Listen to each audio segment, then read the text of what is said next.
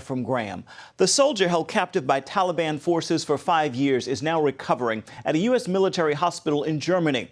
But the joy of Sergeant Bo Bergdahl's release is giving way to serious questions about the Taliban prisoners exchanged for his freedom.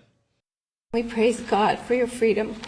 Sergeant Bo Bergdahl's freedom came at a hefty price for the United States. President Obama released 5 high-risk Taliban fighters from Guantanamo Bay in exchange for Bo Bergdahl, leading Republicans to say the deal breaks U.S. policy of not negotiating with terrorists, and it gives terrorists more incentive to take U.S. hostages.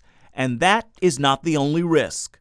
I think the big issue here is what's going to happen to these 5 individuals. If they re-enter the fight, then it is going to put American lives at risk.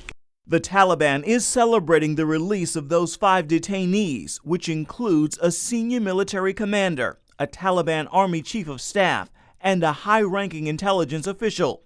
Taliban leader Mullah Omar released a letter extending his, quote, heartfelt congratulations to the entire Afghan Muslim nation for this big victory. The last senior Taliban official released from Guantanamo Bay was Mullah Abdul Qayyum Zakar back in 2007. He returned to Afghanistan and became director of military operations. There are also questions about whether the prisoner exchange was legal. By law, Congress must be notified 30 days before any prisoner is released from Guantanamo Bay. But the president didn't tell Congress. And the White House now says it didn't have 30 days because of Bergdahl's failing health. We needed to get him out of there, essentially to save his life. Sergeant Bergdahl is now said to be in good condition.